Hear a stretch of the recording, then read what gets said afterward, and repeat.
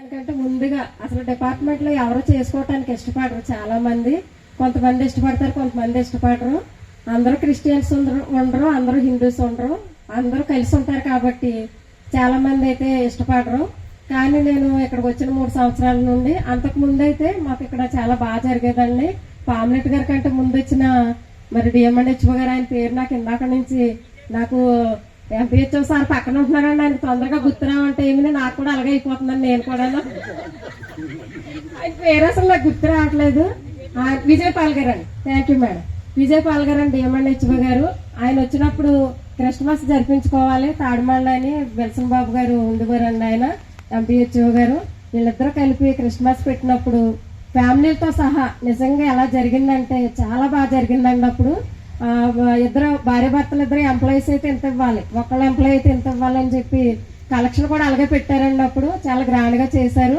తర్వాత మరి జరిపించుకుంటున్నారో లేదో నాకైతే తెలియదు. 2009 నుండి నేను 1992 నుంచి 2009 వరకు ఈ పిహెచ్సిలో చేశాను.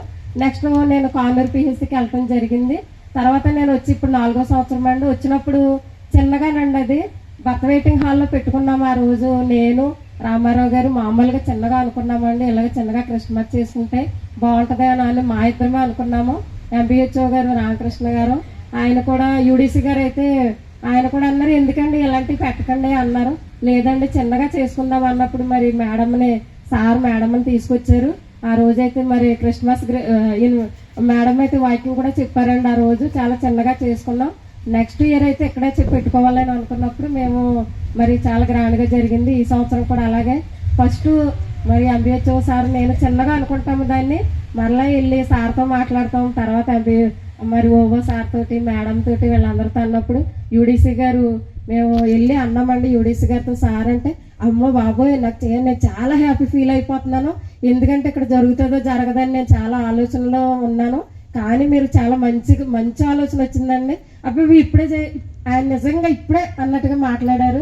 ఆ రోజు నేనైతే చాలా హ్యాపీ ఫీల్ అయ్యాను. ఎందుకంటే మన క్రిస్టియన్స్ అయ్యుండి చిన్నప్పటి నుంచి క్రిస్టియానిటీలో పెరిగిన వాళ్ళు అన్నది వేరు, ఆయన అన్నది వేరే. నిజంగా మనమే చాలా చోట్ల దేవుని విషయాలు మాట్లాడడానికి చాలా సిగ్గుపడతాం, భయపడతాం కూడా, నిజమైన మాట. కానీ ఆయన అయితే ఈ రోజు ఆయన ద్వారా దేవుడు చూడండి ఎంత మంచి సాక్ష్యం ఇప్పించాడు.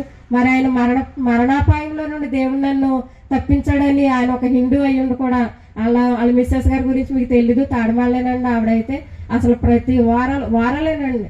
నేను అంటాను కూడా, సార్ మీకు ఎప్పుడు ఎప్పుడు వండుతారు మేడం అంట. అమ్మ మాకు వండేస్తారు, ఆవిడ మాత్రం తినరు, ఆవిడ చాలా ఉపవాసాలు ఎక్కువ, వారాలు ఎక్కువ అంటారు. కానీ అలాంటి గృహంలో ఉండి కూడా ఆయన దేవుణ్ణి మర్చిపోకుండా స్తుతించుకుంటా ఈ రోజున అలా సాక్షిగా నిలబడ్డారంటే మనందరూ కూడా మనం ఎలా ఉంటున్నాం ఏంటన్నది అందరూ కూడా తెలుసుకోవాలి. అలాగే మరి మేము అన్నప్పుడు స్టాఫ్ అందరూ కూడా మేము ఇలా క్రిస్మస్ చేసుకుందామంటే అందరూ ఏక మనసు కలిగి పిహెచ్సిలో నాకు అది ఒకటే నచ్చుతుంది. ఎందుకంటే వెనకాల మాట్లాడుకోవడం అనేది ప్రతి డిపార్ట్మెంట్ లో ప్రతి చోట ఉంటాయి, అవన్నీ కామనే.